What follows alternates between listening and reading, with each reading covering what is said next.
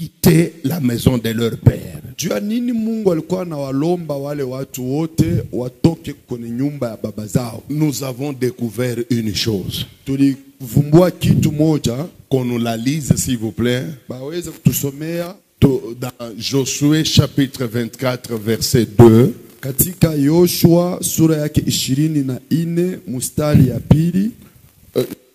Chapitre 24 verset 2. Yoshua 24 mstari ya mbili. Et Genèse chapitre 31 verset 30. Na Mwanzo sura yake 31 mstari ya 30. Josué 24, 2. Josué dit à tout le peuple, ainsi parle l'Éternel, le Dieu d'Israël. Vos pères, Térak, père d'Abraham et père de Nacor, habitaient anciennement de l'autre côté du fleuve, et ils servaient d'autres dieux. Térak, le père d'Abraham. La Bible confirme qu'il avait des dieux.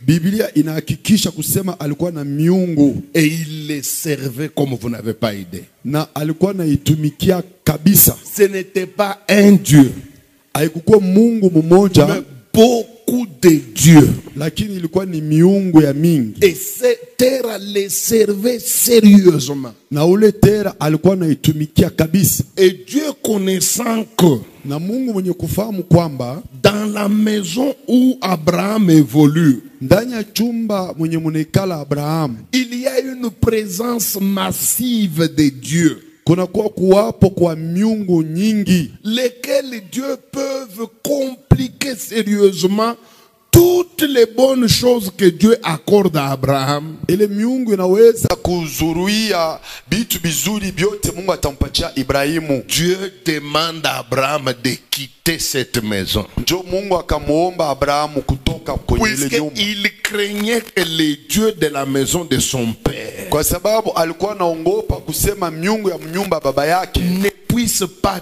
détruire les bénédictions qui viennent de lui. Isifike mkuharibu mabaraka zenye zinatoka kwa Mungu.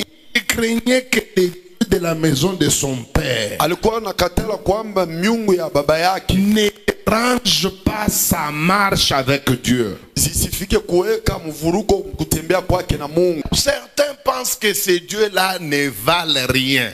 Batu mingi banawaziaka kwamba ile miungu sio na maana, haina na maana. Vous vous trompez, frère. Ni kujidanganya. Si vous croyez que ces dieux-là, kama mnawazia kwamba ile miungu face à l'homme, je dis face à l'homme, pas face au vrai Dieu, non, vis-à-vis de l'homme. Kama iko kumbele ya mtu, hapana kumbele ya Mungu. Si vous pensez que ces dieux-là sont faibles, kama mnazania kusema ile miungu ziko dhaifu, vous êtes en train de vous tromper sérieusement. Muko katika kujidanganya kwa nguvu kabisa. Imaginez-vous Dieu lui-même, mufikali kwanza Mungu peke yake, qui connaît la puissance de ces dieux-là face à l'homme. Ule anajua uwezo wa ile miungu kumbele ya mutu. Et sachant qu'à cette époque Jésus-Christ n'est pas encore mort, encore moins ressuscité. Na mwenye kujua kwamba ile wakati Yesu alikuwa bado asiyakufa na kufufuka. Dieu lui-même, Mungu peke yake, il pense aux complications qu'Abraham peut avoir face à des dieux qui sont dans la maison. Il lui demande de se retirer de cette maison. Alikumbuka kwa mvuruko yenye Ibrahimu angepata wakati angeingia kwa uhusiano na ile miungu, anamwambia aondoke. C'est puisque Dieu connaît que ces dieux-là ont une capacité de faire souffrir l'homme sur lequel il règne. Njo ni kwa sababu ile miungu iko na uwezaji kuteswa mtu mu maisha ya ule iko na tawala. Ils ont une puissance terrible sur les humains. Banakuwaka na uwezo ya nguvu kabisa yule ya batu. Pour vous montrer que ces dieux-là sont forts. Njo ya kumihakikisha kusema zile miungu ziko na uwezo sana. Regardez quand Dieu a envoyé Moïse pour aller libérer Israël. Muone wakati Mungu alimtuma Musa kwenda kukomboa Israeli. Dieu a accompli des miracles que je n'ai jamais vu dans l'église d'aujourd'hui. Mungu eko mwenye kufanya miujiza yenye siyaona kamwe mkanisa ya leo. Il a fait des miracles qui peuvent faire peur à ses ennemis pour que ces derniers s'exécutent. Alifanya miujiza inaweza kuongopesha adui wake juu adui apate kufanya kenye Mungu anataka. Mais Pharaon n'a jamais tremblé devant tous ces miracles là. Lakini Farao asikutetemeke kumbele ya ile miujiza yote. Vous savez quand est-ce que Pharaon a commencé à céder? Mnajua ni wakati gani Farao alianza kuongopa sasa? C'est quand Dieu a prononcé cette phrase. Exode 12 verset 12. Exode 12 12. Cette nuit-là, je vais passer en Égypte pour faire dans le pays d'Égypte et je frapperai tous les premiers-nés du pays d'Égypte. Depuis les hommes jusqu'aux animaux. Et j'exercerai des jugements contre tous les dieux de l'Égypte.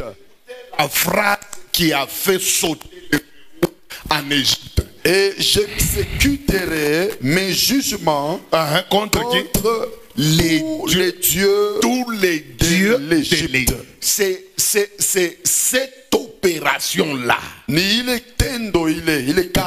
qui a complètement libéré Israël. Moïse a transformé le bâton en serpent. Musa alibadilisha bakora kuwa nyoka. Wakati Mungu alianza kulipiza miungu za Misri, il les a tellement frappés que ces dieux-là ont lâché. Mpaka ile miungu ziliachilia. Les dieux-là ont été obligés de céder. Miungu zile zilikuwa na mkazo ya kuacha. De même vous les chrétiens. Je reconnais que vous êtes des enfants de Dieu. Vous êtes des enfants de Dieu quand? Le jour où vous aviez accepté Christ. C'est ce jour-là que Jésus-Christ vous a sauvé. Ou si vous mourrez aujourd'hui, vous allez le voir, Jésus de Nazareth. Mais tout en acceptant Jésus, si vous n'avez pas coupé le cordon ombilical qui vous lie à la maison de votre père, vous aurez des problèmes très sérieux. Vous serez chrétien, oui. Sauvé, oui. Mais en attendant que Jésus-Christ vienne vous chercher, tout en étant chrétien que vous êtes, vous serez victime de certaines choses qui vont vous faire très mal tout en étant chrétien. Et ces choses viennent d'où? Ça ne vient pas du fait que vous n'êtes pas sauvé, non. Sauvé, vous l'avez déjà été. Mais votre problème, c'est que vous avez laissé un lien spirituel qui vous lie avec la maison de votre père. Alors les dieux de la maison de votre père, comme ils trouvent encore de l'accès pour vous toucher dans votre vie physique, dans votre vie sociale, c'est comme ça qu'ils ne vont pas hésiter à vous faire la guerre tout en étant sauvés. C'est comme ça que nous avons des chrétiens effectivement sauvés, mais la vie sociale, elle est d'une profondeur de pauvreté que vous ne pouvez pas expliquer. C'est comme si ces prières ne sont pas écoutées.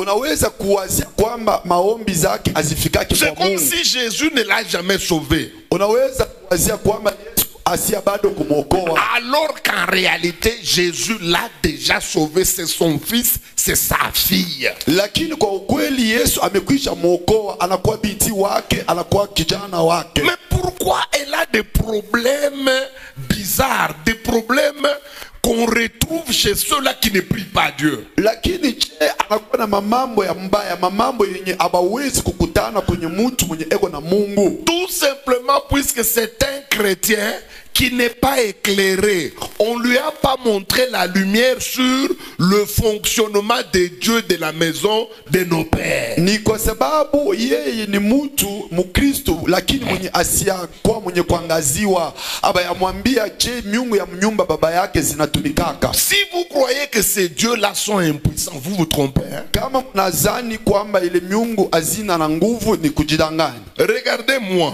Munione kwanza mimi. Moi, je viens d'une maison où il y avait des dieux. Mimi natokea kwenye nyumba kwenye kulikuwa miungu. D'ailleurs, je ne suis pas le seul. Na siko peke yangu. Je ne connais pas un seul Congolais qui vient d'une maison où il n'y a jamais eu de dieux. Je ne connais pas. Sijui Mkongomani hata mmoja mwenye anatokea kwenye familia kwenye nyumba kule akukwe miungu. Puisque même si toi tu pries aujourd'hui, hata kama wewe kunaomba leo, remontons un peu 2 générations avant toi. Tupime kurudi kwanza bizazi biwili kabla wewe ukue. Qui priait Dieu, le Dieu de la Bible dans votre lignée? Ni nani mwenye alikuwa naombaka Mungu wa Biblia na kizazi bina? Tukichukue Butembo hapa 50 ans derrière ou bien 100 ans derrière, miaka 50 kumkongo wala miaka 100 kumkongo. Quelle est la famille qui peut nous dire ici à Butembo que nous, chez nous, depuis que nous sommes sur la terre, nous n'avons connu que le Dieu de la Bible, Jésus-Christ de Nazareth? Quelle est cette famille-là? Ni jamaka ni kwenye Butembo hapa naweza kutuambia sisi tokia tuko hapa Butembo. D'ailleurs, jusqu'aujourd'hui ici à Butembo, ceux-là qui règnent, ce sont des bafoumoux. Quand nous prenons le nombre de gens qui prient à Butembo et le nombre de gens qui vont chez les féticheurs, Butembo est dominé par les bafoumoux. Kichukue wingi wa watu wenye weko naomba na wingi wa watu wenye weko napaka madawa kubutembo wenye weko napaka madawa beko nyingi kabisa. Moi je viens d'une famille où il y avait des dieux. Mimi natokea ku famille kwenye kulikuwa miungu. Et dans notre famille, mon père avait reçu la tradition de ses aînés d'offrir des poules, les sacrifices aux esprits. Ndani ya jamaa yetu ni baba yangu alipokeaka na kuriti kiasili kia bababu zake kenye kinamlomba kutoa mabakuku kwenye miungu mijimu. C'est pourquoi dans notre famille, ndio kwa maana ndani ya jamaa yetu, lorsque nous sommes nés, wakati tulizaliwa, nous avons trouvé une habitude. Tulikutaka tabia. Chaque fois qu'il y a une difficulté dans la famille,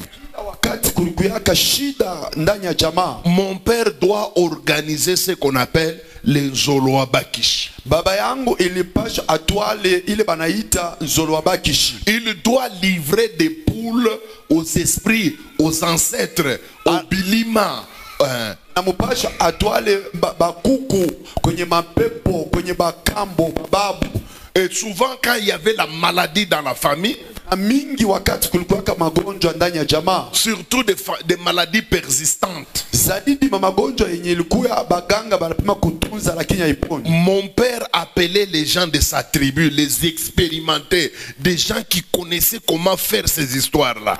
Yangu alikuwa anaitaka batu ya mkabila yake benye balikuwa bafundi kabisa mkufanya ile. Imaginez-vous, il appelait un papa qui était de courte taille comme ça. Mufikali alikuwa akababa moja alikuwa asina mrefu kwa mwili. Moi j'ai vu de mes propres yeux. Miliona na macho zangu pekee. Dans ma famille, pas ailleurs. Ndani ya jamaa yangu haina nje. Nous on vivait à Kolwezi. Sisi tulikuwa Kolwezi. Quand vous entrez dans notre parcelle, ukiingia kwenye lupango yetu, vous allez trouver des petites maisonnettes dans lesquels mon père allait déposer la nourriture aux ancêtres. Utakutana tumanyumba kidogo kidogo mule baba yangu alikuwa anaenda kutwala vyakula kuba mizimu zake. Ce qui m'a impressionné, lakini kilinishangaisha, c'est la manière dont on immolait ces poules là. Ilikuwa ni namuna yenye balikuwa na uwa zile bakuku. On ne les tuait pas avec le couteau. Abakuku waka na ziua na kisu. Mes amis, moi j'ai vu des choses terribles. Mimi niliona mambo ya mshangao. On prenait les poules, on les mettait par terre. Alikuwa nazichukua banaziweka chini. Les poules vivantes, hein? Bakuku benye beko hai, bien portantes. benye beko muhafia. Et le papa là arrive. Il commence à parler en Chiluba. Il s'adresse aux poules. À votre grande surprise, mes amis, quand il parle là, il parle dans ma langue des tribus là. La poule s'élève d'elle-même, elle se crache par terre, elle meurt. Il commence à parler à la deuxième. S'il y a 18 poules, elles mourront toutes des paroles. C'est comme si elles sont en train d'obéir à un code donné. Il parle quelques mots seulement. La poule s'agitait, puis elle se jette par terre, elle crache. Après avoir tué toutes les poules de cette manière-là, on les prépare très bien. Et souvent c'est avec l'huile de palme. Pas l'huile de table, l'huile végétale, non. Et puis on ne pourra pas utiliser la cuillère moderne. Souvent on utilisait un morceau de bois qu'on a bien préparé. Après avoir préparé, on appelle d'abord les garçons qui doivent manger. Mais avant de manger, on enlève des gros morceaux, hein? On y met un peu de foufou et on va déposer dans ces maisonnettes là, les sanctuaires là. Mes amis, c'était bon comme vous n'avez pas idée. C'est pourquoi moi j'aime trop la cérémonie des autres.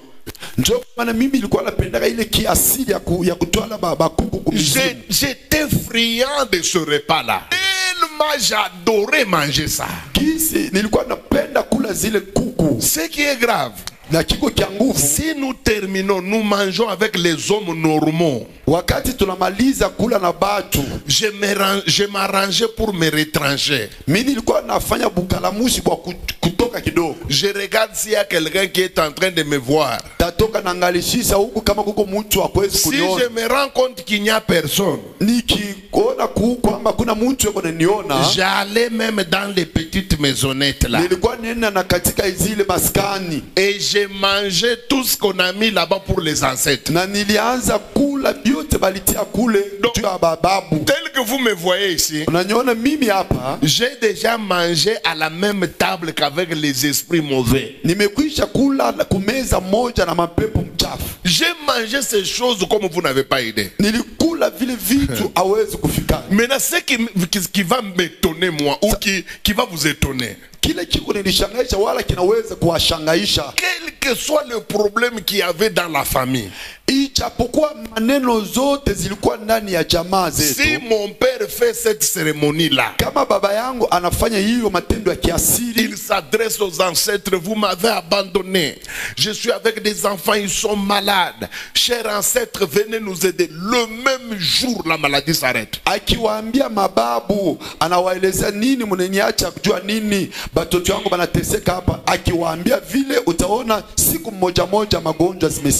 un certain certain moment, j'avais déjà été, j'avais déjà de l'âge, j'avais sérieusement grandi, j'étais un adolescent. Wakati fulani nilikuwa mwenye kukomala, nilikuwa kijana. Mon grand frère à moi, Kaka yangu, il a été arrêté dans une affaire de commerce de cobalt. Imaginez-vous, hein, imaginez-vous, dans les années 60-70, quelqu'un qui se permet de faire le commerce de cobalt, si on t'attrape dans la Deuxième République, mes amis, c'était très dangereux. Mais moi, mon grand frère, on l'a arrêté avec deux toucs. Ce n'était même pas deux, il y en avait beaucoup. Des cobaltes pleins, mes amis.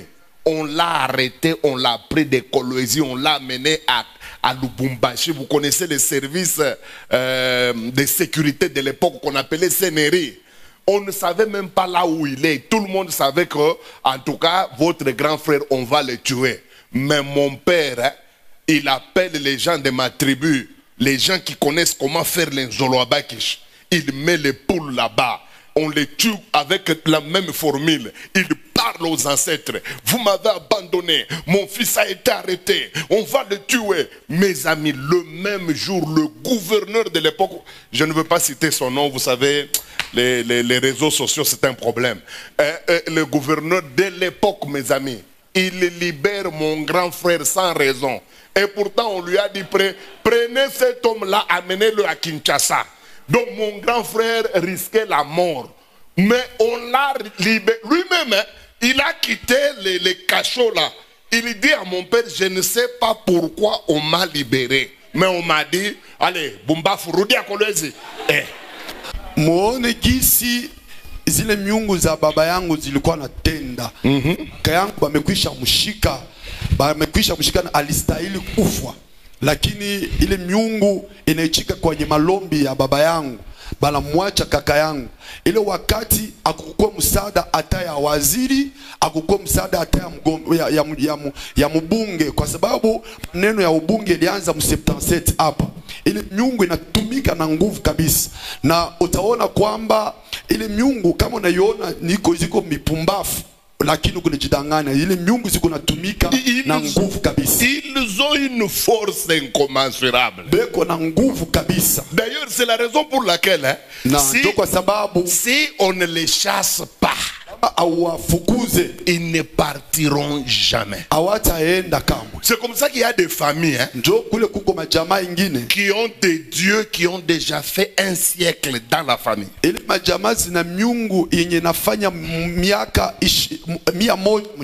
D'autres familles ici à Butembo, ils ont des dieux qui ont déjà 2 siècles dans leur lignée. Puisque ce sont des dieux têtus, diaboliques, ils ont une capacité de contrôler que vous ne pouvez pas imaginer.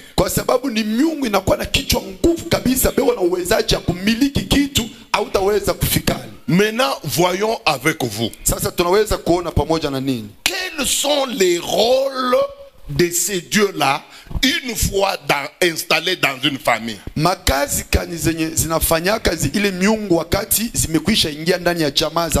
Ici, nous voulons voir avec vous les activités des dieux des maisons de nos pères. Puisque, croyez-moi, ils n'entrent pas dans une famille pour organiser une kermesse, hein.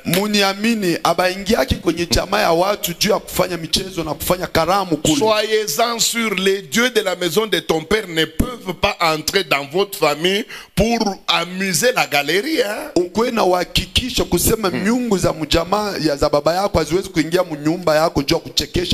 Quand les dieux entrent dans une maison, ils ont certaines activités à réaliser dans cette maison-là. Qu'on ne vous trompe pas, ils sont là pour faire beaucoup d'activités. D'ailleurs, si je commence à donner toutes les activités que j'ai écrites dans ce petit carnet, je crois que nous allons arriver jusqu'à le dimanche sans que je n'ajoute d'autres notions sur les dieux des maisons de nos pères. Nazania tutafika paka siku ya Jumapili mimi sitiongoze tena kitu kingine kuhusu hii mafundisho. Mais je voudrais d'abord vous montrer leur première activité. Lakini napenda kuambia kwanza kazi zao za kwanza. Une activité qu'ils aiment beaucoup. Kazi ya kwanza yenye banapenda kabisa. C'est une activité à laquelle ils se donnent à cœur joie. Ni kazi zenye banapendaka kutumia kabisa wakati beko mjamaa ya watu. Surtout dans des familles où il n'y a personne qui les dérange. Zaidi ndani ya majamaa kule kuna kwa mtu ule asibakombanishe. Même si ces familles-là sont chrétiennes entre guillemets. Hata kama tunasema ile majamaa ni majamaa ya Kikristo. Mais il suffit que cette famille-là ne puisse pas croire qu'il y a des dieux dans leur famille. Fini. C'est déjà bien pour que ces esprits-là évoluent à leur aise. Na inatosha tu kama ile jamaa azikubali kwamba ile miungu zinaweza kufanya hatari, inatosha zile miungu zipate kutumika kwenye starehe. Ce sont des dieux qui aiment très bien ne pas être découverts. Ni miungu zenye zinapendaka mtu asijitambue. Ils préfèrent que tu pries, hein? Inapenda uombe, mais que tu ne les déranges pas. Lakini usizuru. Que tu sois un chrétien ordinaire. Ukwe mkristo tu kama kawaida. Tu vas à l'église, tu pries, tu rentres, tu pries. Kanisa unaomba, tant que tu évolues de cette manière-là, kila mara utakuwa unaishi vile, ces dieux-là ne te lâcheront pas. Ile miungu haitakuacha kama. Puisque les dieux qui sont dans une famille, personne ne peut les jeter dehors s'il n'est pas en Christ. Hakuna mtu anaweza kuwaweka nje kama huyu mtu bado asina ndani ya Kristo. Puisque ce sont des dieux très têtus. Kwa sababu ni miungu zenye ziko na kichwa nguvu kabisa. Ce sont des dieux très résistants. Na ni miungu zenye zinakuwa na nguvu ya kushimama imara. Pouvez-vous imaginer qu'il y a ici à Butembo des gens qui ont des dieux depuis 1822, depuis 1700, depuis qu'un ancêtre est allé les chercher? Ces dieux-là ont fait leur entrée dans votre famille jusqu'aujourd'hui. Beko banamitumika ajabu. Muntu wote wa kutokea mujamaa yenu paka atapata lua ya miungu ya kwenu. Ilianza na bababu mpaka leo inamitumika ajabu. Kuko majamaa hapa zenye zinakuwa na miungu iliingia tokea 1822. Tokea siku babu alienda kuwatafuta zile miungu na leo il travaille rudement jusqu'aujourd'hui. Quelle est leur première activité? Kazi zao za kwanza ni kazi gani? Qu'on nous lise ta batusomei dans Exode, katika Kutoka, Exode chapitre 20, Kutoka sura yake ya 20, en commençant par 4 jusqu'à 6. Kuanzia kwa mstari ya 4 mpaka kwa mstari ya 6. Qu'on nous lise. Tu ne te feras point d'image taillée, ni de représentation quelconque, des choses qui sont en haut dans les cieux, qui sont en bas sur la terre, et qui sont dans les eaux plus bas que la terre. Tu ne te prosterneras point devant elles, et tu ne les serviras point. Écoutez, la Bible dit, tu n'auras pas d'autre Dieu devant moi. Car moi, l'Éternel... Interprète d'abord. La Bible dit que tu n'auras pas d'autre Dieu devant moi. La Bible ajoute en disant, tu ne les serviras pas. La Bible nous montre pourquoi il ne faut pas avoir ces dieux-là.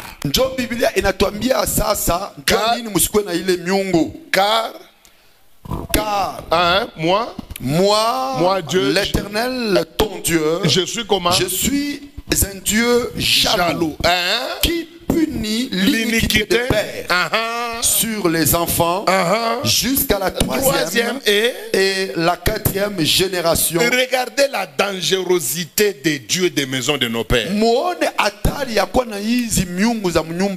Dieu dit, dans aucune maison, il ne faut pas qu'on trouve ces dieux-là. kwenye kutakutana ile miungu. Pourquoi? Dieu montre la conséquence. Mungu analeta binyume. Il dit, si vous vous prosternez devant ces dieux, anasema wakati mtajinamisha kumbele ya ile et miungu, si vous les priez, na wakati mnaanza kuiomba, écoutez les conséquences. muone binyume. Il y aura des punitions de ces péchés-là sur le parent. Kutakuwa malipizi ya ile zambi juu ya bazazi jusqu'à la 3e na malipizo tena paka kwa kizazi ya 4e génération. Paka na kwenye kizazi ya 4. La Bible montre la première activité de ces dieux-là. Biblia inaonesha kazi ya kwanza ya ile miungu. La Bible dit que ces dieux-là, Biblia inasema ile miungu, ils vont frapper les parents de ceux-là qui les adorent d'abord. Wazazi ya watu wenye kwenda kuabudu.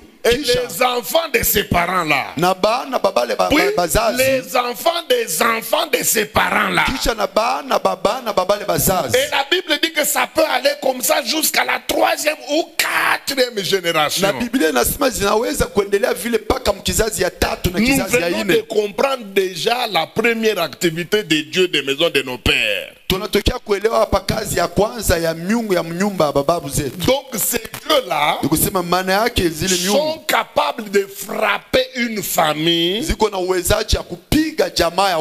d'une malédiction donnée, une identité donnée.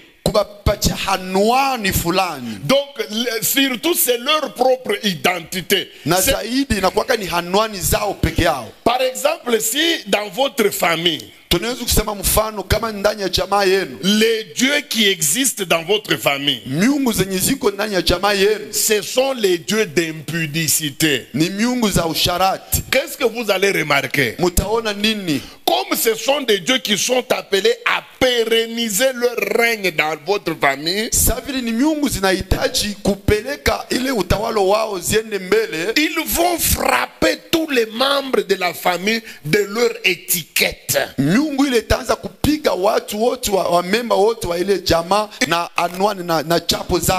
les familles seront estampillées de leur code, de leur identité. Vous allez, vous tous les membres de la famille, ressembler aux dieux qui ont l'habitude de diriger votre sang. Bataweka kwenye bamemba bote bamwile chama anwani batabaweka muhuri za miungu ile batafuanana na kisi zile miungu zinakuwa. Donc leur première activité, c'est de répandre leur identité dans la famille. Ni kuingisha chapo zao anwani wala mfano zao ndani ya ile chama. Que vous soyez garçon, que vous soyez fille, vous serez imprégné, vous serez estampillé, vous serez frappé par un sceau. Le sceau là vient des dieux. Leur nature vous sera communiquée et vous allez commencer à ressembler aux dieux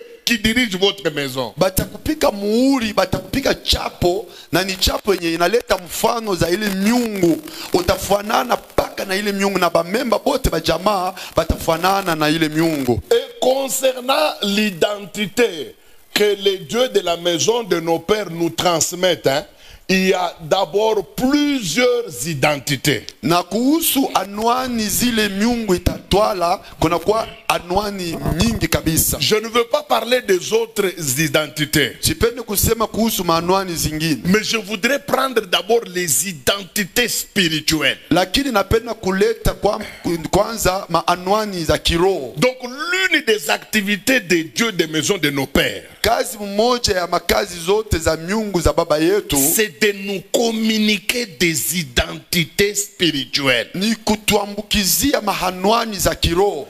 Puisque à partir de l'identité que vous portez, ni kwa sababu ya anwani yenye unakuwa nayo, vous allez mener la vie selon l'identité qui est en vous. Utaanza kuishi maisha yako kulinganishana na anwani iko ndani yako. Savez-vous pourquoi Papa Léon, unajua nini Papa Léon ne peut aller à Kinshasa siéger dans l'assemblée qu'on appelle la députation nationale?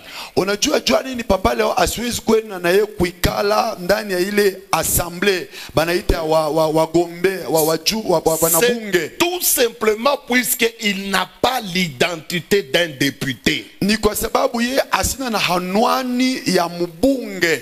Savez-vous pourquoi le pasteur Esdras ne peut pas aller siéger dans le conseil des ministres, là où Fachi est en train de présider la réunion? On voit Papa Esdras entrer. Je ne peux jamais mettre mes pieds là-bas. Pourquoi? Puisque je n'ai pas l'identité d'un ministre. Ne peuvent entrer dans cette réunion que ceux-là qui ont l'identité d'un ministre. Unajua nini Papa Esdras hawezi kwenda kuingia mchumba kwenye kuna kwa reunion conseil ya waziri kwenye Fachi ego natwala ma reunion? Ni kwa sababu Papa Esdras asina na hanwani ya mwaziri na siwezi kuweka mikulu yangu kule kama. Et vous savez aussi pourquoi lui aussi ne peut pas entrer dans la réunion des collèges des anciens de mon église. C'est tout simplement puisque Fachi n'a pas l'identité d'un ancien. Unajua nini yeye pia asiwezi kuingia ndani ya kunji yetu ya mkusanyiko yetu ya bazee ba kanisa? Ni kwa sababu Fachi sio mzee wa kanisa zetu. Il a beau être président de la République, je le reconnais. Ndiyo yeye ni rais wa Jamhuri la Demokrasia ya Kongo na ichika. Il a beau être le premier citoyen du Congo, je l'admets. Ndiyo na ichika kwamba yeye ndio wa kwanza wa watu wa Kongo hapa. Mais quand nous sommes dans la réunion de l'église des anciens, il n'a pas droit de mettre ses pieds là-bas. Pourquoi? Puisqu'il n'a pas l'identité d'un ancien. Wakati sisi tuko ndani ya mkusanyiko ya wazee wa kanisa, hawezi kutwala mikuru yake pale kwa sababu asina na hanwani ya mzee wa kanisa. Pourquoi je vous donne tous ces exemples? Je cherche à vous faire comprendre que l'homme sur la terre, il ne mènera la vie que lui communique son identité, l'identité qu'il porte. C'est à partir de ton identité que tu peux mener une vie qui correspond effectivement à ce que tu as comme identité réelle. Pour que dans une famille, qu'on ait des tares, des traits de caractère sales qui seront communiqués de génération en génération. Shetani atafanya mwake mote kufanya mjamaa ya watu kukue matabia mbaya yenye itakuwa inaendelea kubizazi byote bitafuata. C'est un caractère qui va commencer à vous poursuivre vous tous. Itakuwa ni tabia itakuwa na mifuatafuata nyinyi wote mnakuwa muile kizazi. Regardez un type comme Abraham. Muone mtu kama Ibrahimu. C'est lui que vous appelez le père de la foi. Mwenye mnaitaka baba wa imani. Que moi aussi je respecte beaucoup puisque c'est vrai, c'est lui le père de la foi. Mwenye mimi nakuwa na heshimu kabisa kwa sababu ni ukweli yeye ndio baba wa imani. Ce monsieur avait une tare en lui terrible. Lakini ule baba alikuwa na kosa tabia mbaya ndani yake. Il avait un caractère de mensonge. Alikuwa na tabia ya kudanganya watu. Et Abraham a vécu dans le mensonge dans beaucoup de choses. Ibrahimu aliishi katika kudanganya, udanganifu ndani ya vitu vingi. Mais l'un des mensonges qui m'a blessé, qui m'a fait très mal, lakini uongo moja ile ilinyuma kabisa, c'est de le voir lui Abraham ni kumuona yeye Ibrahimu voyageant avec sa femme. eko na safiri na mke wake. Il arrive dans un pays, anafika ndani ya nchi ya watu, il ment tout bonnement. Anaanza kudanganya eko na pena. Il dit que la femme qu'il a là, c'est pas sa femme, c'est sa sœur. Eko anaambia watu kwamba mke mwenye alikuwa naye sio mke wake lakini ni dada yake. La Bible dit que à cause de ce mensonge là, na Biblia inasema kwa sababu ya ile uongo, on l'a comblé de beaucoup de biens et de cadeaux. Bali mujaa na bitu mingi kabisa na le père de la foi, hein, baba wa imani, il vend sa femme, anamuuzisha mke wake. Et puis même quand la femme est allée dans le palais là, il s'en faisait pas. Na hata wakati mke wake alienda kuingia ndani ya chumba ya mfalme yule, haikuwa hata maneno yake. Pour lui il fallait seulement manger, se nourrir, être bien dans la vie. Yeye wake ilienea akule akue mzuri ndani ya maisha. Vous allez voir la puissance de Dieu des maisons de nos pères. Muone mtaona uwezo wa miungu za miungu za nyumba ya baba zetu. Meurt. Wakati Ibrahimu amefariki, des années après, miaka nyingi baada, son fils Isaac, mwana wake Isaac, qui n'était même pas vivant quand Abraham mentait.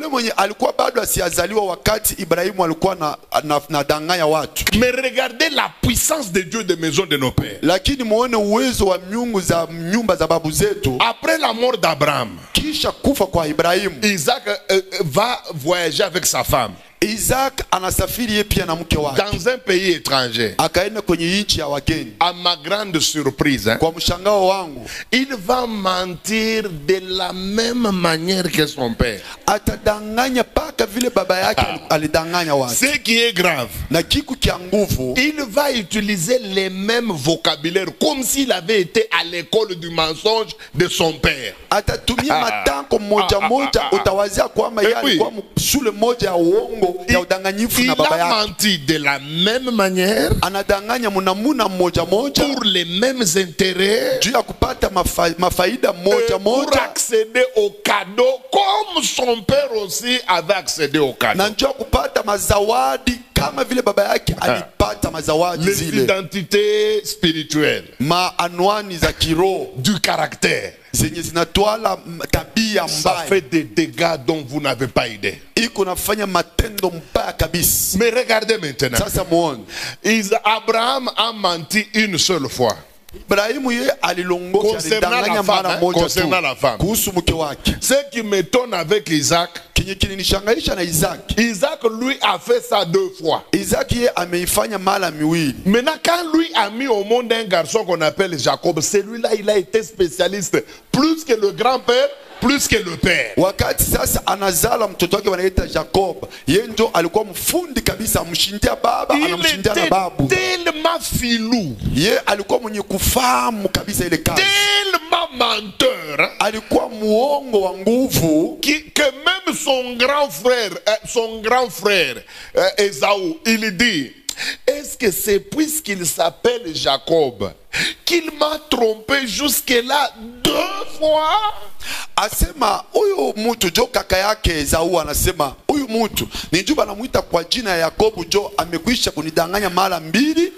Jacob lui a commencé à mentir même là où il faut pas mentir. Yakobo ye alianza kudanganya watu na pale abilombe On kudanganya. dirait plus on descend, Ikusa zaidi vile tuko naenda kushuka, la malédiction est en train de prendre des ampleurs inquiétantes. na lahana inaanza kwenda kukomala tena kwa nguvu kabisa. Et ça a commencé avec Abraham. Ilianza na Ibrahimu, Mais déjà au niveau de Jacob, sasa mu hatua ya Yakobo le caractère devenait de plus en plus insupportable. ile tabia ilikuwa ya mbaya, mtu hawezi kuivumilia.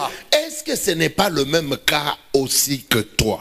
Sasa tukuulize kama aina njo vile na wewe pia. La plupart des jeunes filles qu'on marie ici à Butembo et qui sont infidèles au mariage, pour un petit déplacement à Beni ici, elle, femme mariée qu'elle est, elle peut coucher avec 4 personnes déjà à Beni. Et puis elle rentre dans son mariage, elle rentre dans sa famille comme si de rien n'était. Wingi wa binti kwa hapa Butembo atasafiri tu kidogo anaenda kubeni, kwenye wakati atafika kubeni ataanza kusharatika, atasharatika na bantu hata ine, anarudi hapa saa mtu mwenye asikufanye mambo hata mmoja. Quand vous regardez son mari, il a beaucoup d'argent. Ukione bwana yake ana hela nyingi. Donc ce n'est pas l'argent qui manque à cette femme. Ni kusema sio makuta, sio hela zenye zinakosa kwenye ile jamaa. Vous entrez dans leur cour, Ukiingia ndani ya lupango zao, vous trouvez des ameurs, utakuta magari minene, vous trouvez des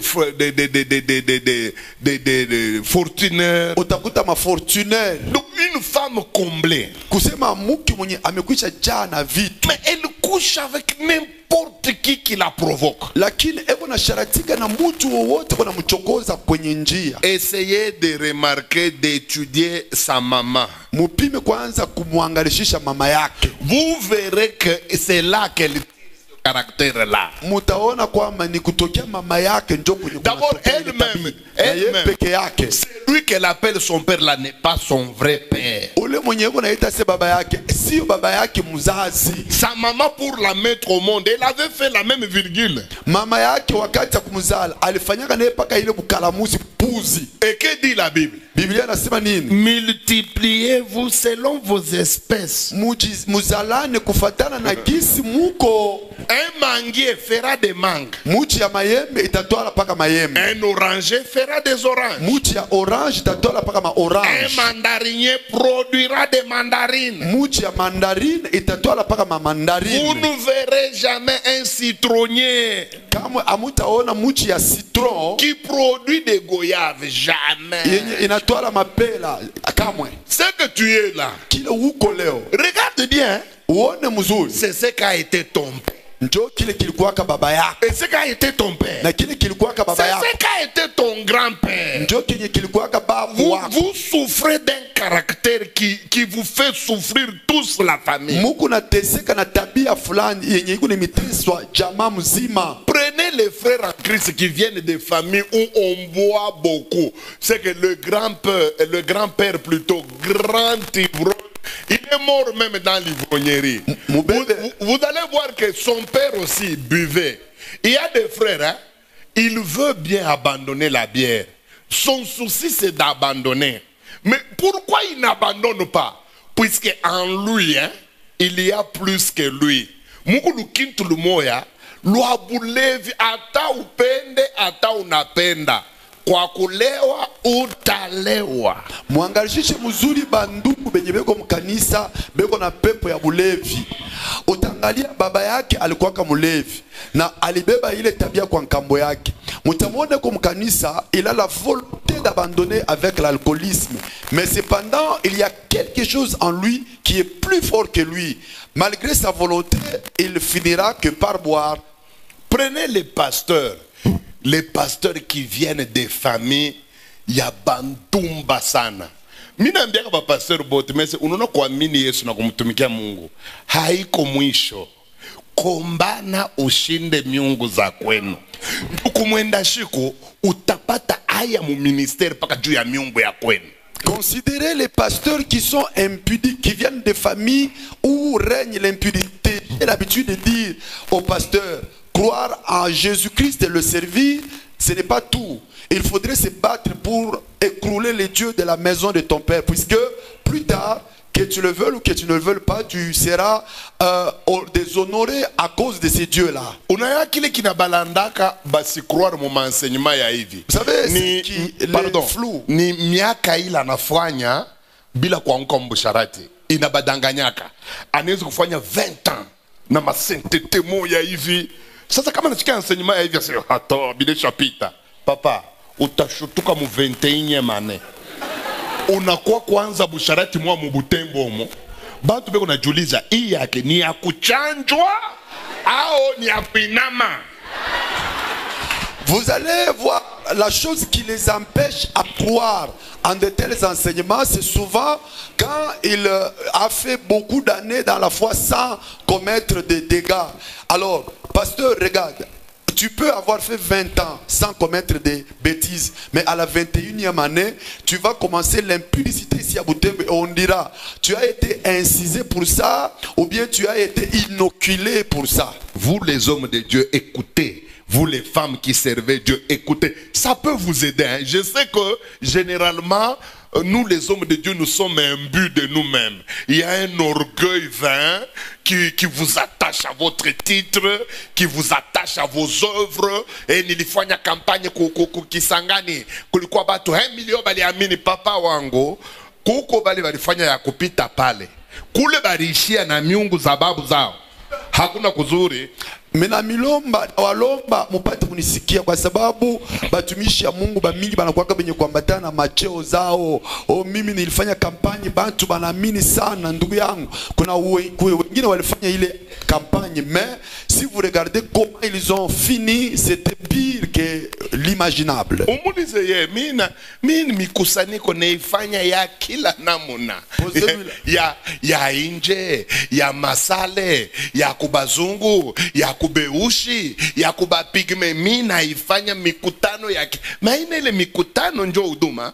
Huduma ni kitu ingine. Unaweza kuwa kumuma teatre yako, wewe unaita huduma. Uko tu msenji mumambo yako. Unaona? Unazani ile mabitu unafanya mafoto unaweka pa makiwe. Écoutez, shikatale kuweka mafoto na mimi naiwekaka. Mais uduma ni kitu kingine. Unisikie. La question arrive. Ule bwana amekuja. Écoutez l'histoire bizarre et triste de ce monsieur là. Mushikie hadisi yenye iko ya mbaya na ya Il me dit ceci. Ananiambia hivi, je suis l'aîné de ma famille, pasteur. Mimi niko mzaliwa wa kwanza wa jamaa yangu. Mon père a eu plusieurs femmes dans sa vie. Baba yangu alikuwa na bibi mingi kabisa maisha yake. Nous sommes à 64 chez nous. Na bametuzala tuko 64 kwetu. Mais écoutez ce qu'il me dit. Sasa sikia vile anasema. Il me dit, pasteur, tu vois moi ici. Asema pasteur, unaona mimi hapa? Je me suis converti entre 15 ans et 17 ans, j'étais déjà chrétien. Nimekuisha amini nilikuwa ningaliki na umri 15, 16 na 7. Et je me suis converti piso. Asema niliamini sijue banamuke. Je n'ai jamais touché à une femme. Sikukwe bado mwenye kugusa kwa mwanamke. J'entre en Jésus. Naingia ndani ya Yesu. Cher pasteur, je n'ai jamais joué en Jésus. Mimi siachezaka na Yesu. J'ai commencé à marcher avec Dieu. Nilianza kutembea na Mungu depuis cet âge-là. Tokia ile umri wangu jusqu'à la 27e année. Nafika kumiaka 27. L'église trouve que je mérite d'être pasteur. Kanisa inaona kwamba nastahili kuwa mchungaji. On me prend, on m'établit pasteur célibataire. Bana niweka kuwa mchungaji. Jusque là je suis correct. Je ne joue avec aucune femme. Je commence à marcher avec Dieu. Et dans ma marche avec Dieu, j'ai converti une jeune fille. Elle avait à peu près 15 ou 18 ans comme ça. J'ai commencé à l'encadrer sans arrière-pensée. C'était une véritable sœur en Christ pour moi. Et j'ai commencé à l'encadrer.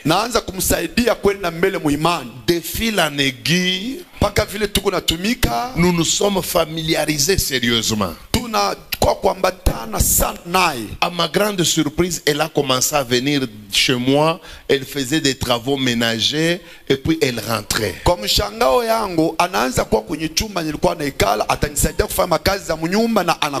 Je commençais à sentir un faible pour lui.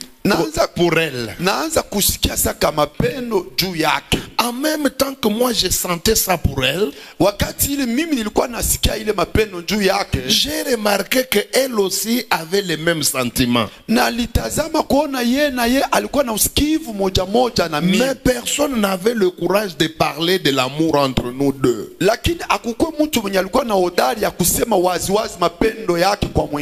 Quand nous étions habités par l'esprit de sainteté.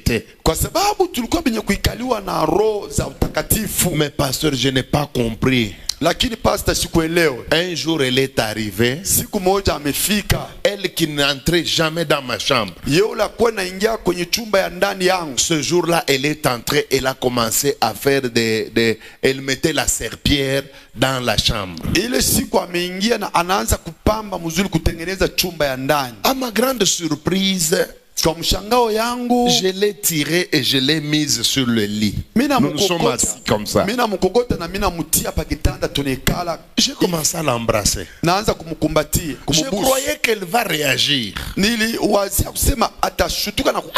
elle a joué le jeu. Nous nous sommes embrassés. Et quand j'ai terminé, pasteur, j'avais le cœur gonflé.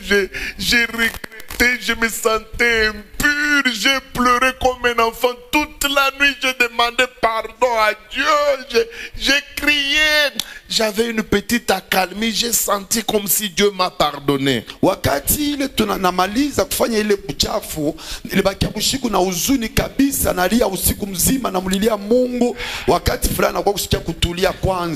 C'est pourquoi moi, il y a des choses qui m'énervent au Congo. Hein. C'est quand j'entends dans la bouche de celui qui doit enseigner la parole de Dieu, il dit tout haut: s'embrasser, ce n'est pas un péché. papa, tu es dans quel monde? Et puis tu veux nous faire croire que nous ne savons pas ce que c'est embrasser. Na inafanyaka nilipachana kasirani nikona mtu mwenye ule anahitaji kufundisha batu neno ya Mungu. Hebu nashimama kuambia batu waziwazi kuhusu mwanamke wala mwanaume sio zambi. Ndugu yangu wako ulimwengu ya je. Il a le courage de dire qu'on nous a menti. Na Qui t'a menti? Ego na hodari ya kusema bamekwisha kutudanganya. Nani mwenye alikudanganya? S'embrasser, ce n'est pas un péché. Je le dis, c'est un péché grave.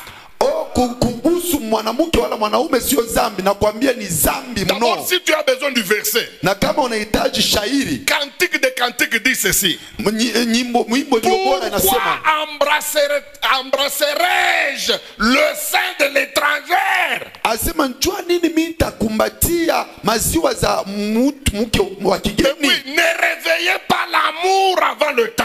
Anasema musiramushe mapendo kabla yo kulamuka. Oui, quand un prédicateur dit ça, na wakati mhubiri eko nasema maneno ya vile, ça montre que lui-même il est professionnel dans ce travail. Inaonesha kusema yeye ndio mfundi kabisa ndani ya ile kazi. Qui peut coucher avec une femme sans commencer avec l'embrassement? Ni nani anaweza kusharatika kulala na mwanamke bila yeye kuanzia kukumbatiana? L'embrassement lui-même c'est un acte sexuel. Na yenye kukumbatiana kubusu inakuwa ni tendo la ndoa. Combien de gens connaissent l'orgasme rien qu'en s'embrassant? Ni batu kani bana wakaka moto za tendo la ndoa paka tu. Combien de garçons ont éjaculé uniquement dans l'embrassement? Ni wabiana ngapi balitoa mbeko za wanaume pale tu bali. Tu nous prends nous pour des imbéciles. Nous ne savons pas ce que c'est embrasser. Pasteur, on est chukua sisi tunakuwa bajinga atujue kusema kubusu mwanamke wala mwanaume ni nini. Voilà ce que vous appelez au Congo prédicateur. Ndio pale Mungu naita kukongo asema bahubiri. Et quand quelqu'un écoute une telle prédication, c'est que bana mu encourager ndio kubamba fiancé kunyonya lurimi karibu wakate na kukata. Kama mtu anasikia mahubiri ya vile ndio wakati atachukua mchumbe wake ni kumunyonya lurimi jusqu'à au point même de vouloir couper cette langue là.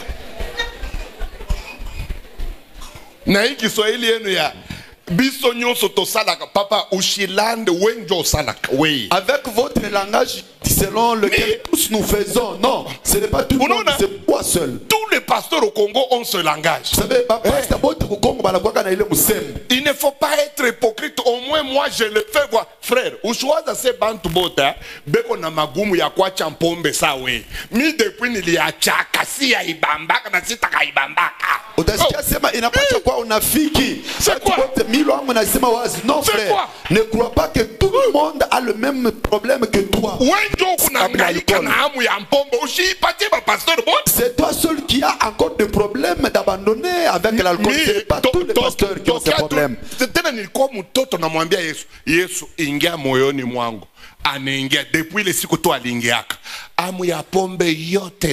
D'ailleurs, j'étais jeune. Je dis à Jésus-Christ, entre dans mon cœur. Dès lors qu'il est entré, toute la soif de prendre l'alcool est partie. J'avais commis l'erreur. Nilifanyaka kosa mu fiançailles. Dans le fiançailles. D'embrasser maman Emily. D'embrasser maman Emily.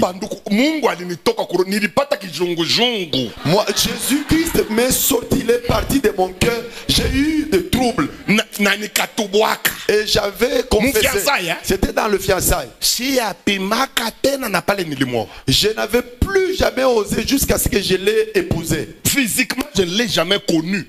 Physiquement, c'est comme kufanya kufanya ndoa ya tendo ya ndoa. L'acte sexuel, je ne l'avais pas fait dans le fiançailles. Mais l'embrassement, j'avais osé le faire. Toute la paix m'est partie. On dirait que tous les anges s'étaient enfouis loin de moi. C'est comme ça que vous demandez à quelqu'un d'embrasser sa conjointe ou son conjoint. Écoutez ce que le garçon me dit. Nous avons commencé à nous embrasser. J'ai demandé pardon. Il y a eu accalmie de 2 jours. kulikuwa kukutulia kwa masiku mbili. Le troisième jour, Siku ya tatu, j'ai ressenti en moi appel là encore. je l'ai appelé. Wakati namuita, Cette fois-là, nous nous sommes embrassés. ile wakati tulikumbatiana, Cette fois-là, nous sommes allés loin. njoo pale tulienda na Nous mbali. sommes allés au stade de non-retour. Tulifika mfazi ya kama unaingia mawezi tena Nous kutoka. nous sommes retrouvés en train de nous déshabiller. Nous-mêmes, elle me déshabille, moi je la déshabille. Tulijikutana tunakuwa tuko nijivua mangua, puis, yani nivua mangua na mimi namvua mangua. L'irréparable est arrivé. Na mambo mubaya ilifika. Pasteur, pour la première fois, Pastor, ilikuwa ni juu ya mara ya kwanza. j'ai couché avec une femme. Njoo mimi kusharatika Ce na qui mke. m'a étonné, la femme aussi. Na kilinichangaisha mke ule na C'est yeye. la première fois qu'elle a connu un homme. Ilikuwa na ni mara yake ya Et puis, kwanza kujua mwanaume. Les gens disent que quand il y a quelqu'un a été déviergé, il y a un peu de sang qui coule. Mais pour elle, ça a coulé abondamment. J'ai eu même peur. J'ai eu peur que la femme... Elle a fait même la fièvre. Mbantu wanasemaka kama mwanamke anafaa tendo ya ndoa ya kwanza kuna kwa damu kidogo tu na viaka, lakini yesi akukwe damu kidogo, ilikuwa ni damu Pasteur, nyingi kabisa na à alipata. partir de ce jour-là, c'était devenu l'habitude. Na tokea ile siku ilibakia ni zoezi. Nous avons commencé à coucher en désordre avec cette fille. Tunaanza kusharatika kwa nguvu sana na ule mti. Je l'engrossais, on avortait, mais j'étais toujours pasteur. Nilikuwa miko nampatia mamimba, tunatwala, lakini ilikuwa pasta. Papa Ezra, ça ne s'est pas limité là-bas. Papa Ezra aikumalizike pale. Au début, j'ai commencé avec la seule fille. Kumwanzo nilianza paka na ule Mais au binti. milieu, j'ai commencé à prendre d'autres filles. Sasa mkatikati naanza Dans kuchukua na l'église. babinti bengine ndani J'ai ya kanisa. couché toutes avec elle. Na sharatika nao wote. Et aucune ne me dénonçait. Na hakuna hata mwenye alikuwa unatosha mambo wazi. J'ai gardé toujours ma réputation dans la communauté. Nilikuwa paka na heshima yangu ndani ya Mais community. il n'y a que moi et les femmes qui savaient que nous sommes déjà pourris. Lakini ilikuwa ni paka mimi na babibi yangu. Écoutez ce qu'il m'a dit. Il me dit, Papa ananiambia, Ezra, tu sais pourquoi je suis venu te voir? anasema unajua nini Parce que napenda kwa kukuona. je sens que bientôt là, Dieu peut me tuer. Kwa sababu nasikia kwamba masiku kidogo Je hapa lui dis, Mungu ataniua. pourquoi tu dis que Dieu va te tuer? Nasema njoo unasema Mungu atakuua. Il dit, puisque le niveau que je suis arrivé, hein, Anasema njoo hatua kwenye nafikia c'est un niveau impardonnable. ni hatua yenye Je Mungu lui dis, asiwezi tena qu'est-ce que tu kusamehe. fais?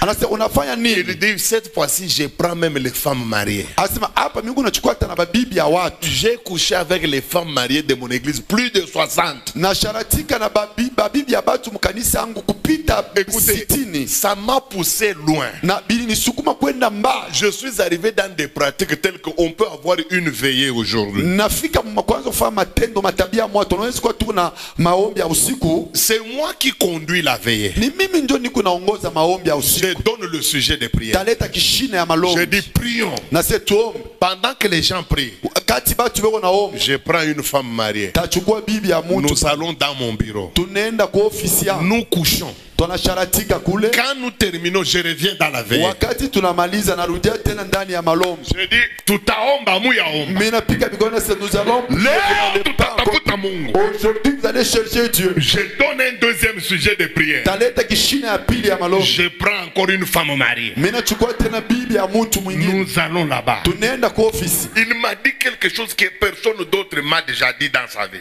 Aliniambia kitu kenye mtu asikuwa mwenye kunyambiaka maisha yangu. Il me dit dans une veillée. Anasema usiku moja tu ya De malombi. 22h à 6h. Tokia 22h mpaka 6h. Je me retrouve en train de coucher avec 12 femmes. Mimi najikutana niko na sharatika na banamuke 12. Alors pasteur Ezra, je tremble, je sens que huku mimi naanza kwenda Mungu ataniua tu. Jo anasema pastor sasa naanza kutetemeka, naona huku naanza kwenda Dieu va me tuer. Dieu va me tuer. Mungu ataniua. Est-ce que tu ne peux pas m'aider, pasteur Ezra? Eti hawezi kunisaidia kwa Tu ne pastor peux pas me Ezra. faire la délivrance. Hawezi kunifungua kwa maombi. Je le regarde, je dis, unaona hii kuteketeke mambo nataka mkusema. Na muangalia anasema tu crois que c'est facile ce que tu viens de dire ici? Alors je lui ai dit, pars. Na muelezea ujendezi. Je vais rester prier. Tabaki kuomba. Que Dieu me montre ton cas là, c'est quoi? Mungu anyelezee kwa mambo yako inatokea kunini. Mes amis, j'ai prié pour ce garçon. Bapendwa, niliomba juu ule Je kijana. n'ai rien vu. Sikuone kitu. Le lendemain, je descends sur le campus. Kesho yake anashuka kwa campus. Il s'approche de la voiture. Anakaribia anajongea kugari. Papa, est-ce que Dieu t'a montré quelque chose? Anaambia papa, Mungu alikwambia kwa kitu fulani hapa. Mena ses frères, unabiona sabi kuteketeke. Namwambia frère, tu le prends pour quelque chose d'aisé. Laisse-moi prier. Uniache niombe. Alors, je crois que ça doit être vendredi avant que je devais terminer le dimanche. Vendredi, je crois. Je peux me tromper le jour, mais c'était vers la fin de la semaine. Inaweze kwa Jumamosi wala mkazi tano, naweza kujidanganya lakini ilikuwa ni kumwisho tu ya wiki. Parce que moi, je suis très fort dans les visions que dans les paroles de connaissance. Mimi nakuwaka napataka sana mahonyo kuliko kupata matabiri. Donc, entre les paroles de connaissance et les visions dans ma vie, les visions sont plus nombreuses que les paroles de connaissance. Katika maonyo nimekwisha ona maisha yangu na matabiri yenye nimekwisha kupokea, lakini mahonyo ziko nyingi kabisa kupita matabiri. J'étais au guest house où on m'avait logé, là où les étudiants louaient pour moi. Nilikuwa kunyumba mapumziko kwenye nilikuwa napumzika, niko naomba, les yeux fermés, hein? Macho yenye kufunga. Je vois en vision. Naona kwa onyo le garçon là. Ule kiana. Hein? Je le vois avec sa mère dans une tenue pas très très bien. Ils sont en train de subir une cérémonie au milieu des eaux, comme dans une rivière. Je vois ça dans une rivière. Je vois dans une vision comme ça. Namuona yeye na mama yake balikuwa bacha kuvaa mavazi yalikuwa mzuri, beko nafasi matendo ya kiasili lakini beko mtoni ya mai. Et quand je continue à prier, wakati nilikuwa naendelesha na kuomba, Dieu me parle maintenant ouvertement. Il me dit, ce garçon, Mungu ananiambia wazi wazi, anasema unaona ukijana, il a été victime d'une cérémonie diabolique que sa maman et son papa ont faite dans une rivière. Va lui parler de ça. Puisque sa maman plus tard est venue, elle a confirmé la vision que Dieu m'avait montrée. Qu'est-ce qu'il y a eu dans la vie de ce garçon? Écoutez ce qui s'est passé. Ce garçon-là, il est le fils d'un grand chef coutumier du Congo. Quand je parle d'un... Vous-même, vous savez, au Congo, quand on appelle grand chef, c'est qui? Je ne parle pas des simples moamis qui dirigent des collectivités, non. C'est parmi les grands noms. Hein. Au Congo, il y a des grands chefs dans chaque province. Lui, il est grand chef. Dès que je cite son nom, vous tous, vous connaissez déjà cette lignée-là, cette famille régnante-là.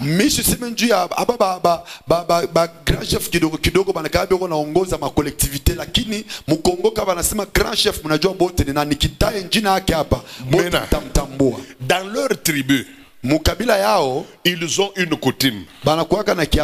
C'est que si le grand chef régnant meurt, le grand chef candidat au trône, on doit le prendre, on l'amène dans une rivière à minuit. Et on amène sa mère biologique dans la même rivière. Et les notabilités doivent les déshabiller tous. La maman et son fils candidat au grand chef. Et la maman doit coucher avec son fils candidat au poste.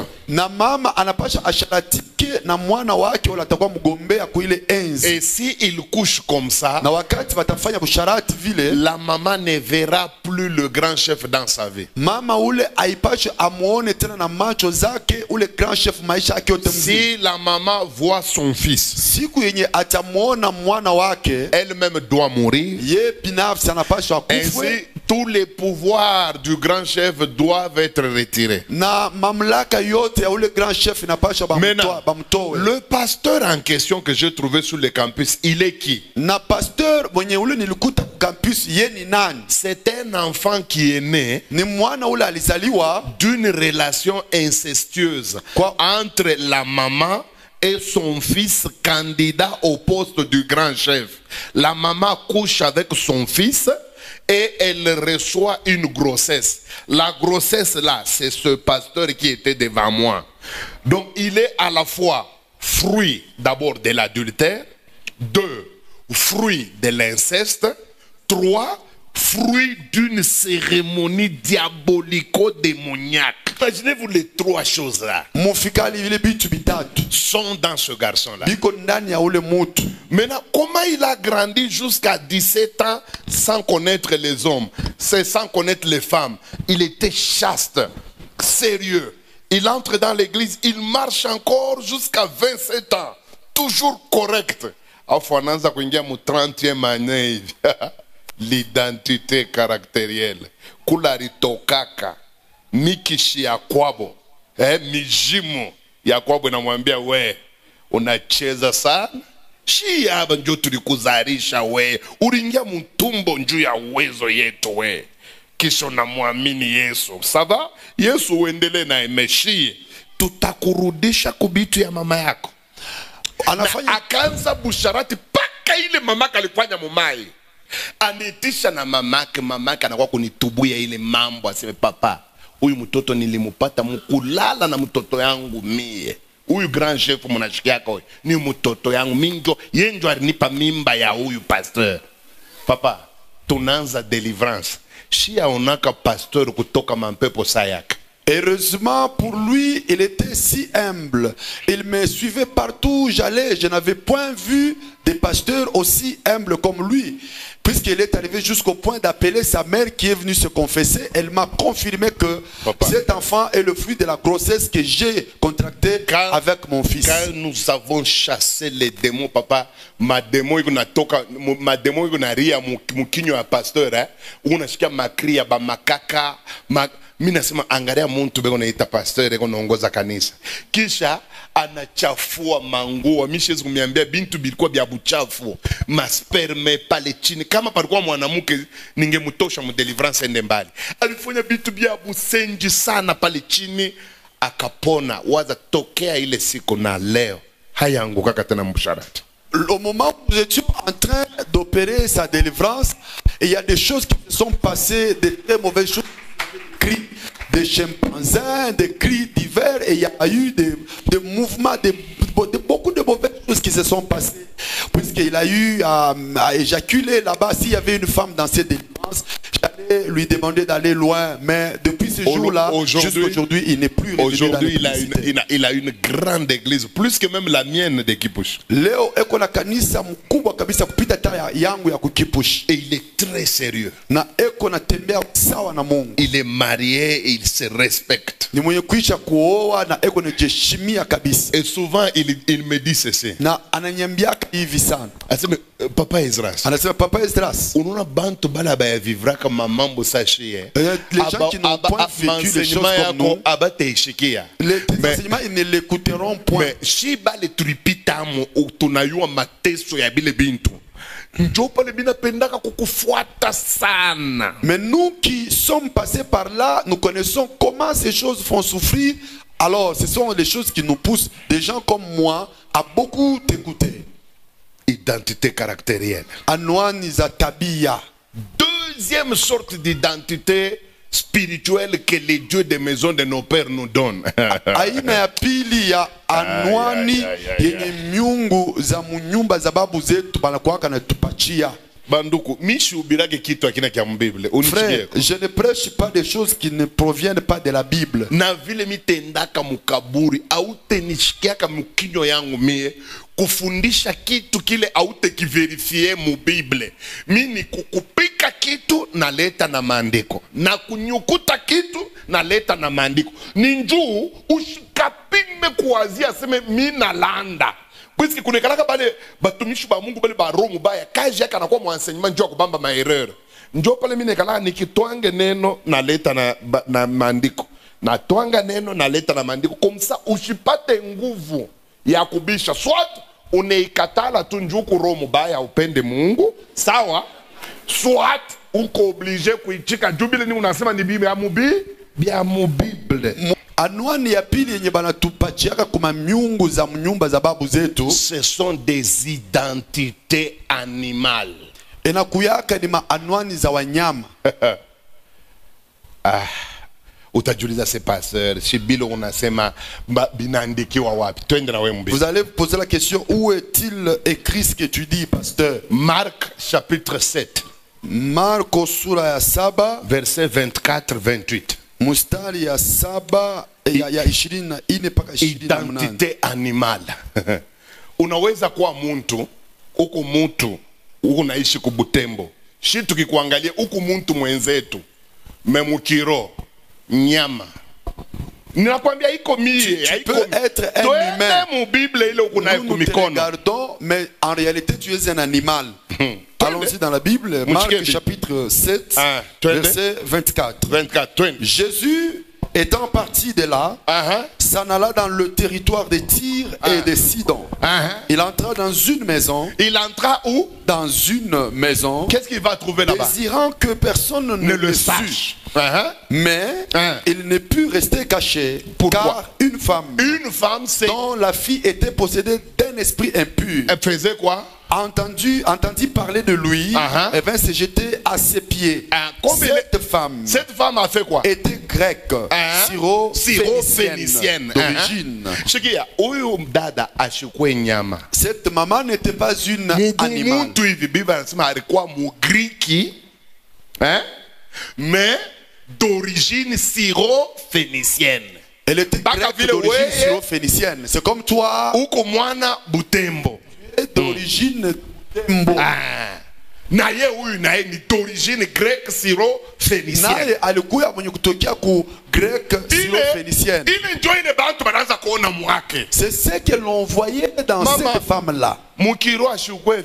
Et pourtant, en esprit, elle n'était pas pareille. Jésus-Christ va nous dire ce qu'elle était réellement en esprit. Elle le pria de chasser le démon hors de sa fille. Jésus lui dit, laisse d'abord les enfants se rassasier. Et puis, car il n'est pas bien de prendre le pain des enfants pour donner à qui? Et de le jeter aux petits chiens. Nous l'appelions grec. Cependant, en esprit, c'était une chienne. Sa nature de chien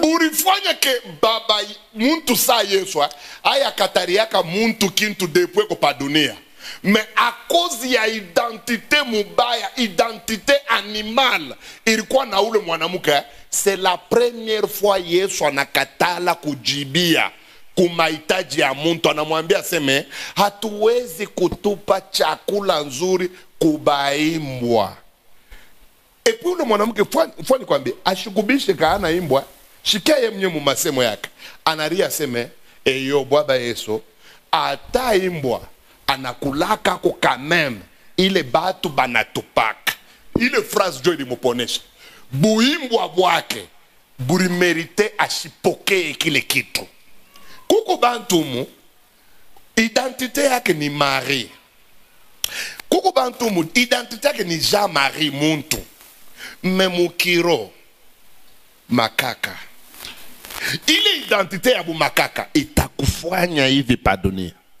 Miko nakwambia inawezekana uko pastor qui dirige une église, mwenye uko naongoza kanisa. Nous ici à Butembo, nous te considérons comme pasteur. C'est ça ton identité. Hapa Butembo tuko na kuona uko pastor, ndo anwani yako. Mais dans le monde des esprits, lakini muhali ya kiroho, on trouve que tu es un cochon. Balisha kuona wewe uko ni nguruwe. Ce n'est pas moi qui le dis. Sio mimi naisema. Ne négligez jamais l'identité que vous portez spirituellement. Musikasubutu kubeula anwani yenye uko nayo mukiro. Parmi les identités dangereuses qu'on peut porter, na katikati ya mahanwani mubaya hatari yenye mtu anaweza kuwa nayo, ce sont des identités animales. Ni mahanwani za wanyama. Quand quelqu'un a une identité animale, wakati mtu kuna hanwani za nyama, j'irai loin, il peut même rater le royaume de Dieu. Anaweza hata kukosa ufalme wa mbingu. Nenda mbali na miambi. Si vous ne changez pas votre identité animale que vous portez, kama amubadilishe anwani zenu za kinyama yenye unayo, il peut arriver que vous ratiez même le ciel. Inaweza kufikia unakosa na mbingu yenyewe. Puisque même l'entrée dans le ciel, kwa sababu hata kuingia ndani ya mbingu, dépendra de l'identité qu'on porte. utaelekea na anwani yenye uko nayo. Dans Matthieu 25, qu'est-ce qu'il est dit? Dans Matthieu 25, qu'est-ce qu'il est dit? Ndani ya Mathayo sura yake 25 banasema ni À la fin du monde, kisha kumwisho ya dunia Dieu séparera quoi? Mungu atagawanya nini? Les brebis Atachukua bakondolo avec les boucs. na ba mbuzi. Abataye pale mambo ya kuamini Yesu, banataye njo maidentité animal. Banasema siku ya mwisho baba Mungu atakamata makondo, identité animal. Kondo zote bale bote bako na identité ya kondo, ya mwana kondo, atabaweka kuume. Baba Mungu asa atakamata mbuzi. Tena sikia Biblia iparle de chèvre. Biblia inaria bouc. Unaya bouc. Bouc ananunkaka. Njo mbele kitu kibaya kinekalaka kwa bouc. Uyu dume wa mbuzi. Bana ni bouc mu français. Kia kwanza kibaya kinekalaka na uyu nduku bouc huyu ni kununka. Or kitu yote kinanunkaka kinaitaka paka mainzi. Na mtu kama eko mbuzi mubutembo, maisha yake tanza kuita paka bintu bibaye. Mwe mutamuita kujina yake Kambale. Ile ni jina yake ya bumuntu. Mesa vile ni mbuzi mwanaume. Tena ndume atapokea harufu mbaya. Na paka mambo mbaya ndio itaanza kumufikia Kambale. Ndio pale tona Kambale hata kiona atakuwa lisansie mwa wabongo paka na français mukinywa. Me maisha mbuzi kabisa. C'est comme ça que Jésus-Christ lui-même dit clairement qu'il va prendre les brebis, il le mettra à sa droite, et il va prendre le bouc, il le mettra à sa gauche. Le problème là-bas, ce n'est pas que d'être animal tout court. Non, c'est d'être animal et d'avoir une identité précise. Quand on est bouc, on est à gauche et on est rejeté. Et l'identité de bouc fait mention à quoi? Fait mention à tous d'abord qui donne une mauvaise odeur. Et quand on a une mauvaise odeur, c'est comme ça qu'on va aussi attirer des mouches et toutes sortes d'insectes qui sont mauvais. Vous savez, de tous les animaux. Nyama bumbafu sana ula na kunuaka mikoyo ya bibi yake ni paka mbuzi. De tous les animaux. Iko anakunya anafurahi. Bakwetu mbuzi ni msenji. De tous les animaux, l'animal le plus insensé, c'est le bouc, parce qu'il est le seul qui boit les urines de sa femelle. Et il s'en réjouit. Kama mukiro balikupatia identité ya mbuzi umububutembo na kwambia hauya kunya mikoyo takunya. Si en esprit on t'a collé l'identité de bouc ici, tu vas boire des urines. Kuna bengine banikalaka basenji lwa kuomba mbele fiançailles bibi amwichike aninda mbele kumagochi mbuzi wa kwanza huyu. Il y en a même qui, au lieu de demander le fiançailles, pour que l'on l'accepte, il va d'abord à genoux. Premier bouc. Bengine njo biku nenda kulambula bitu ma hôtel. Il y en a qui vont sucer des choses dans des hôtels. Moi, je ne peux pas aller à de telles histoires. Tu m'as appelé à la sainteté. Napenda bibi yangu lakini siwezi kufanya n'importe quoi. J'aime ma femme, mais je ne peux pas faire n'importe quoi puisque je ne suis pas un bouc. Moi je suis une brebis. Pakumiambia c'est identité animale. Na Yesu na yeye nekalaka nayo. Yeye mwenyewe anajiita de simba la kizazi. Pour vous, même le lion de la tribu de Juda. Même le diable a aussi une identité animale. Le dragon. Nyoka wa zamani, dragon. Je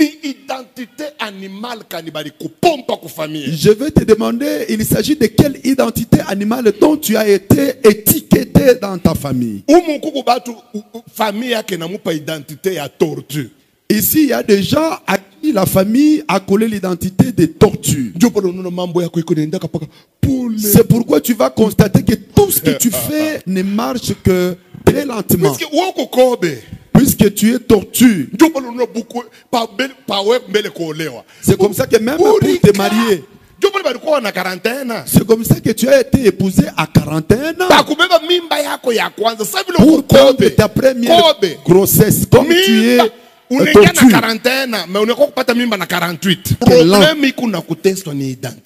problème qui te fait souffrir, l'identité. l'identité que tu portes. Munayo aseme Yesu ayakatariaka muntu kintu mu Bible. Vous savez que Jésus n'a jamais refusé quelque chose à quelqu'un dans la Bible. Paka na mademo yinesha kumuombaka Yesu. Demo Même Yesu. les démons ont pu demander à Jésus. Yesu anechika maombi yao. Jésus a exaucé leur prière. Ba demo banamwambia Yesu. Les démons ont dit ceci à Jésus. Usitufukuze nje ya hii mugini. Ne nous chasse pas loin de cette ville. Ututume kumanguruwe. Renvoie-nous dans les pourceaux. Je croyais que Jésus allait refuser. Cependant, il a accepté, il a dit allez-y. Mais cette femme est venue demander à Jésus puisque sa fille était démoniaque. À cause de l'identité animale que portait cette femme-là. Jésus a refusé. Il lui dit que cette nourriture n'est pas à donner aux chiennes comme toi. Heureusement que cette femme, quoique identité de chienne était, elle avait quelque chose de très grand dans sa vie, c'était la foi. Elle a répliqué tout de suite. Elle a dit Jésus, même une chiot, un chiot, anakulaka kenye kina toka kumeze ya binadamu. Jésus lui dit à cause de cette parole, je vais te donner. Si cette femme, elle avait été empêchée d'être répondue à cause de l'identité animale qu'elle portait. Pour te prouver que cette identité vient des familles.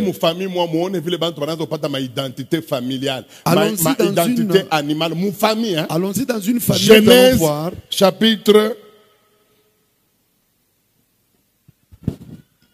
chapitre 49.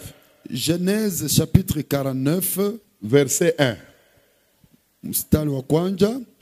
Jacob appela ses fils. Jacob appela ses fils et dit, assemblez-vous et je vous annoncerai ce qui vous arrivera dans la suite des temps. Il dit qu'il y a des choses qui arriveront dans les jours à venir. Mais ces choses-là dépendent de l'identité que leur père va le connaître. Et leur père va communiquer une identité animale à chacun de leurs. Rassemblez-vous et écoutez, fils de Jacob. Écoutez, Israël. Votre père, Ruben, toi mon premier-né, ma force et les prémices de ma vigueur, supérieur en dignité et supérieur en puissance. Simeon 9, 10, verset 9, 10. Judas est un jeune lion. Qui a déjà identité famille na mupa. Écoutez l'identité que la famille lui donne. Judas. Toi, Judas, dès aujourd'hui, tu es un lion.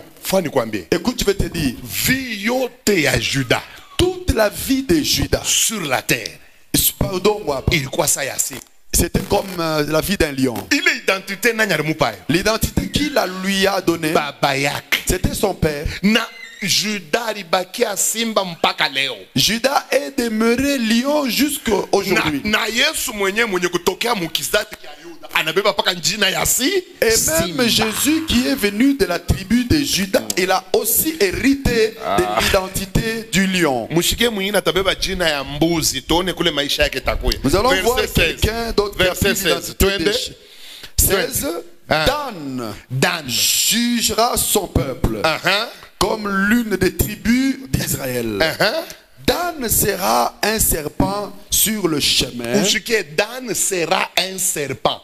Na wangare maisha yote ya Danite ilikuwa paka bakalamushi bote balikuwa sabanyoka. Constatez toute la vie de tous les Danites. Tout celui qui est né. Endelesha. Une vipère sur le sentier, mordant les talons du cheval. Dan, c'est le type de personne. Vous allez vous demeurer avec lui croyant qu'il t'aime. Vous allez croire l'avoir prévalu. Mais Bible nasema ni nyoka eko nakula talon ya adversaire bake bote. Ile bintu unaona banisha kukufanya kimwana mpunda kiabo. Na njo kwa maana autendele akata. Ebwe utona bataku exploiter vile we. Mwisho saa utachomba hauna tena mali.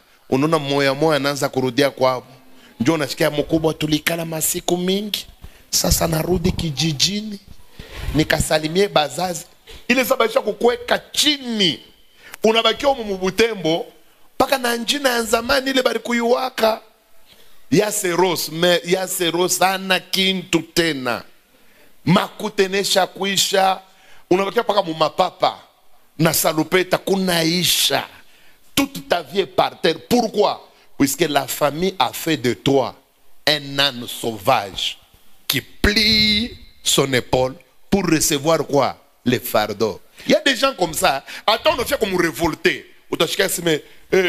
On appelle dans les chuké jamaa yangu. Siwezi kuchukia. Eko naita se chuki. Et pourtant on fait comme fungula kila se ndugu yangu.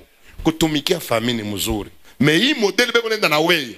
Wewe uta perdre tout. Le pasteur a dit ceci. Il y a des gens ici, ils se sont mariés.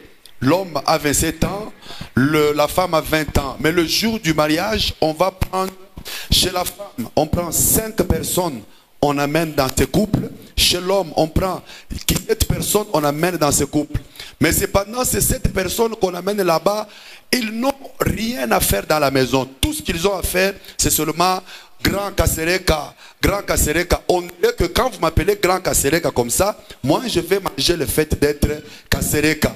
Et vous allez voir une telle personne est en train de travailler, et pourtant il n'y a rien qui avance chez lui. Tout est manqué toujours par ces gens qui sont à la maison.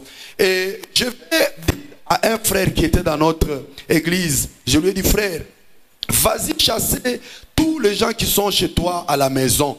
Mais malheureusement, ce frère-là va aller dire aux gens de sa famille: non, le pasteur Esdras m'apprend la haine de la famille. Il a ça, la haine de la famille. Et pourtant, moi, je suis en train de chercher comment le révolter.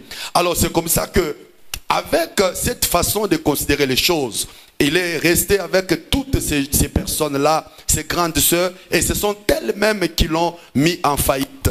Les magasins sont tombés en faillite, les activités sont tombées par terre, et puis après un moment, chacun a commencé à partir, chacun l'un après l'autre. Après quoi, quand il a totalement fait faillite, il va revenir chez moi et il va commencer à loger chez moi. Je lui ai dit: mon frère, tu m'avais traité de quelqu'un qui apprend aux autres la haine de la famille. Alors, dans ce cas-là, moi aussi je te demande de quitter chez moi. C'est comme ça qu'il est parti. Et moi, je veux tout simplement vous dire que vous devez regarder ici chez vous. Quelle est l'identité que tu as, l'identité animale? Jésus-Christ, lui, il a opté pour l'identité de lion. Pourquoi? Il n'a même pas honte d'appeler ses enfants ses brebis. Puisque Jésus reconnaît qu'à chaque personne, l'identité qui est en elle, c'est ça le caractère de la vie pratique. Regardez, il traitait chacun selon sa méchanceté ou selon son caractère. Tous ceux qui sont méchants, il leur donne une identité des renards parfois. Il a appelé Hérode renard. Il dit: vas-y dire à ces renards-là que moi je travaille aujourd'hui, demain et après-demain je vais terminer ma mission. Alors je voudrais demander, poser la question: quelle est l'identité que tu as? Si tu es un chien, tu vas vivre et consommer les choses comme un chien. Si tu es lézard, tu vas vivre et tu vas marcher toujours comme un lézard. C'est pourquoi je te demande de savoir quelle est l'identité spirituelle que tu as, parce qu'il en dépendra de ta vie. Mon ami, si tu ne changes pas d'identité, frère, ce soir, il se pourrait que tu ne puisses pas même entrer au ciel. Puisque si sur le plan spirituel, tu es un bouc, mbuzi wa kidume. Ce n'est pas moi qui l'ai dit. Aina sio mimi naisema. C'est Jésus ton Seigneur qui l'a dit. Ni Yesu Bwana wako Tu atusema. n'entreras pas au ciel, je te dis. Ingia kumbingu na kuelezea. Puisque à la fin du monde, Kwa sababu kumwisho wa dunia on mettra les brebis à droite bataweka bakondoo et les kulia boucs à gauche. na bambuzi ya kidume. C'est pourquoi il faut faire tomber les identités animales. Ndio kwa maana inapaswa kuangusha maanwani za kinyama. Puisqu'il y a à peu près 5 sortes d'identités. Il y a les identités caractérielles, Kuko maanwani tabia c'est lié au caractère. inaelekea inambatana na tabia. Il y a les identités animales. Kuko maanwani za kinyama C'est ce que je viens de vous ni expliquer. yenye natukia kumielezea hapa. Il y a les identités végétales. Na kunakuwa na maanwani za michi. Jésus-Christ avait dit, je suis le cep de la vie. Yesu anasema mimi niko muchi wa uzima Et mon père est le vigneron. na baba yangu njo mpanda Et mizabibu. vous les chrétiens, vous êtes des sarments. Na mweba Kristo mnakuwa matawi. Ça c'est végétal. Ile iko ni hatua anwani za kibia za J'irai michi. loin.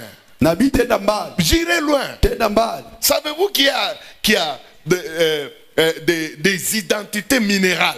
Mnajua kuna kwa tena na anwani za madini. Hein?